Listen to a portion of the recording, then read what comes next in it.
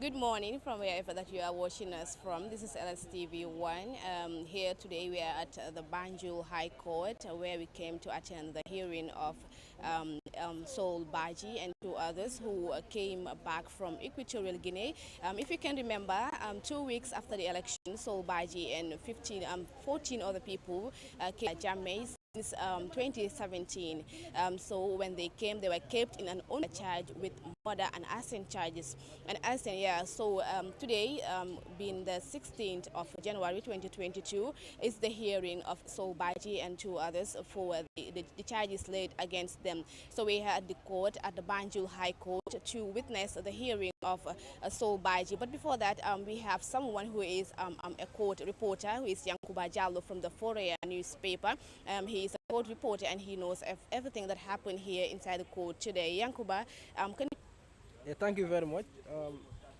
What happened in court today is General Saul Badjie and two others came in court for the first time, even though they are not charged yet. Okay. So when they were called, they were asked to enter the witness dock.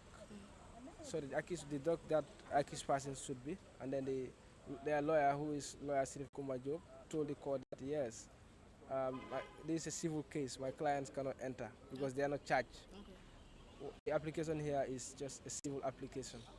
But the prosecution said no, yes, it's a civil application, but there's a process that is ongoing, that is to transfer the case from the lower court to this court here.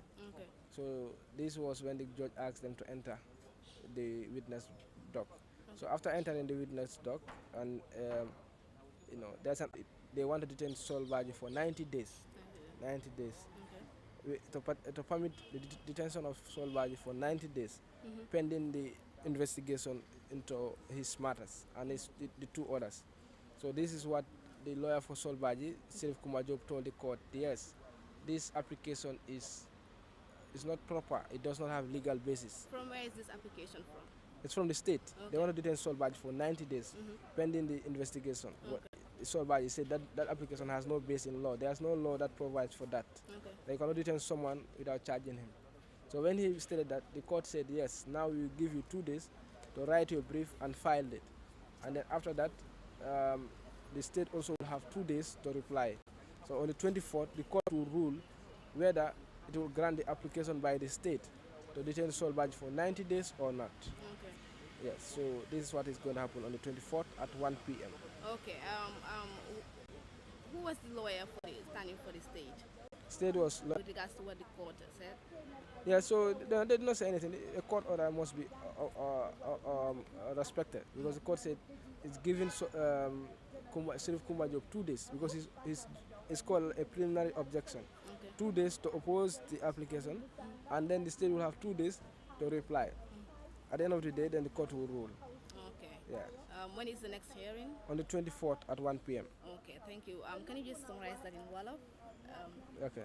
Lu xew mooy General Saul Badjie ñëpp xam nañ ko. Dégg nañ turam lu bari si TRRC. Ñi wax nañ waxaat ko te ku nekk bëggoon na ko gis. Te moom moo ñëwoon boppam Gambia fi bu mu ñëwee dañ ko téye teg ko benn place mooy mile 2. dañ ko téye foofu léegi nii nguur bi indi nañ ko court. So lu ñu bëgg mooy ñu téye ko fii 90 days waaye lawyer bi mun a déedéet boobu moom loi bi àndut ak moom mënuloo téye nit fekk charge loo ko. So affaire bi foofu la xëccoo bi foofu la nekk fu nekk nii ñii dañu bëgg a téye ko 90 days ba investigation bi pare waaye lawyer bi mun a déedéet yow mënuloo téye nit mile to fekk charge loo ko. So léegi court bi mu ne léegi jox naa lawyer Saul Badjie bi ñaari bés mooy 2 days mu mun a file mooy lu ma wax brief mooy nekk moom xelaatam ak lu mu gis tam ci loolu. Then su paree then nguur bi dina amaat 2 days ñoom tam ñu file reply.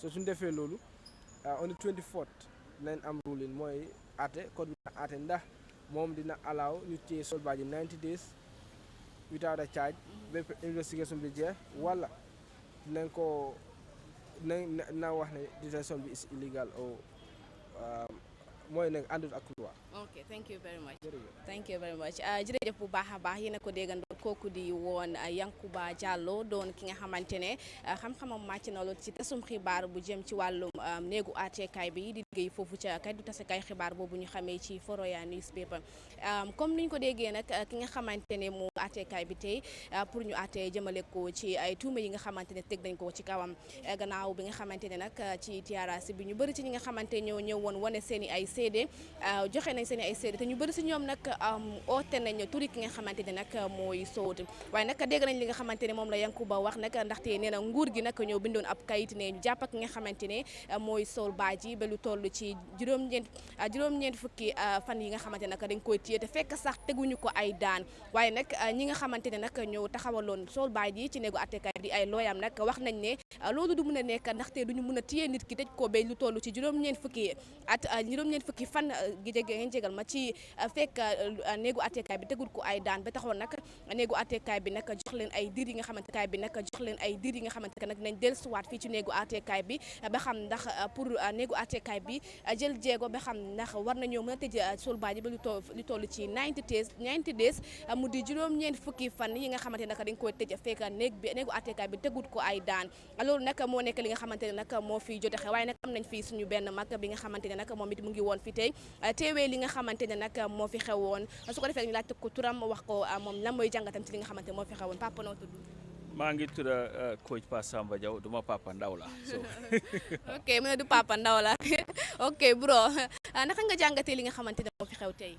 well moo laa woon rek utee nguur gi fi newoon ak nguuri tey ngir Saul Badjie li nga xam ne moom lañ ko tuuma yëpp su fekkoon ne nguur ga fa newoon la tey code bi sax duñ fi ñëw naan téye leen ko mbaa jàpp leen ko waaye nag nguur gi fi nekk tey gis nañ ne ñoom ni ñu ne dañoo dem ci li nga xam ne mooy loi pour mun koo teg benn place so jàngat bi daal mooy ne démocratie moom am na solo ngir Saul Badjie ñun gis nañ ko tey mu nga sol mbaseñ bu rafet ñu ngi ko paasi ba mu tàlli takkuñ loxo ya takkuñ tànka ya 5 years ago or so 6 years ago 2016 less than 6 years ago anyway gis nañ ñi nga xam ne ñoom lañ fi tuumaloon suñu daan ñëw si code bi naka la daan mel nañ takka seen loxo yi soldat yi taxaw fi la ñu leen dàqal nit ñi buñ jege fii ak yoonu soo mu mel nii si jàngat mooy ne ñun de fu mu nekk nii li nga xam ne moom la ñoon xeex si démocratie mu ngi am taxawaay si réew mi te loolu nag ñu war ci naka kontaan man daal loolu mooy jàngat bi.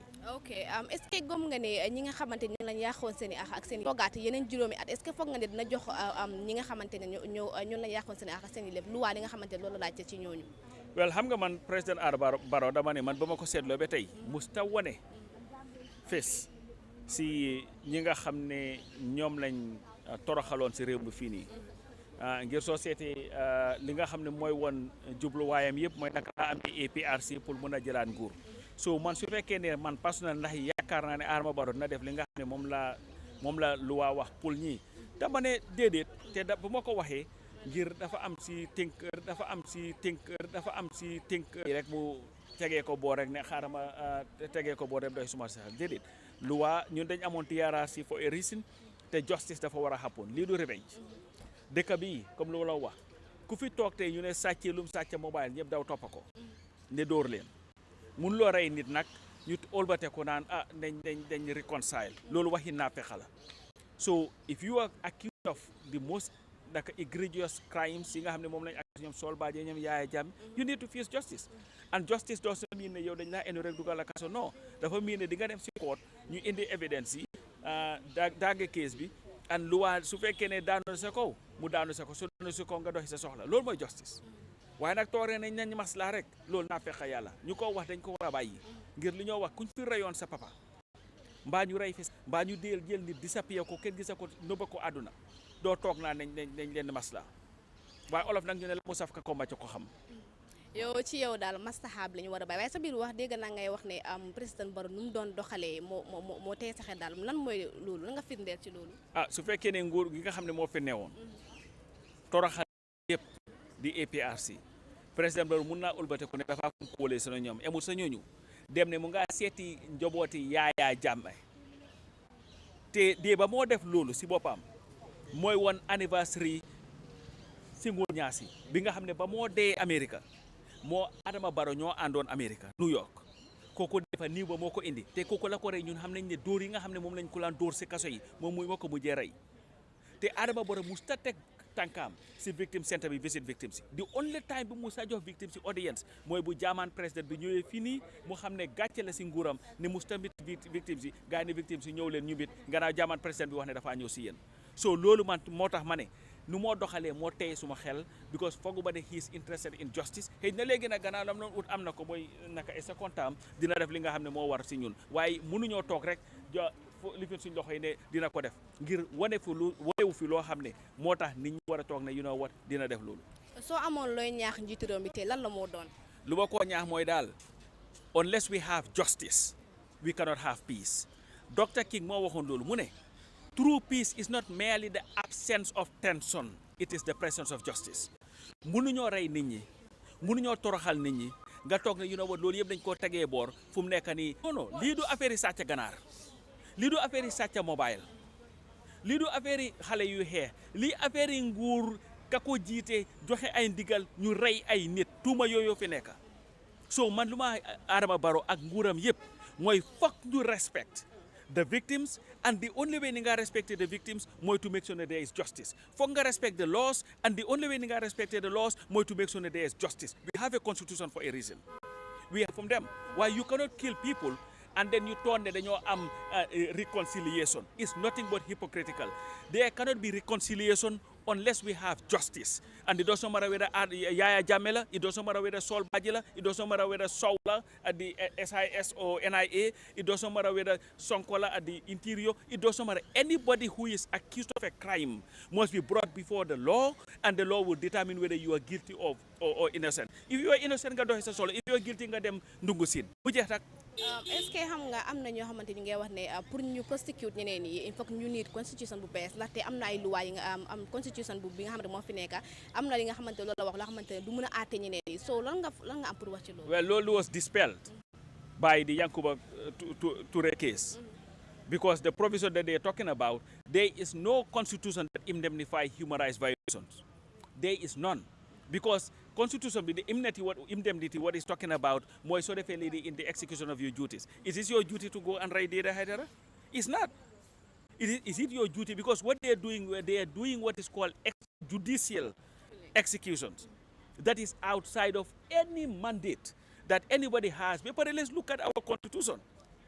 It says when you serve they defend the integrity, the territorial integrity of this country without fear, favor, affection, or ill will. If you are doing something officially, it must be something that is in accordance with the law. If it goes outside of the law, then it's nonsense. Then why was Jammeh prosecuting people for corruption? Were they doing it in the exercise of their duties? It's hogwash, and I'm glad that the Supreme Court had determined.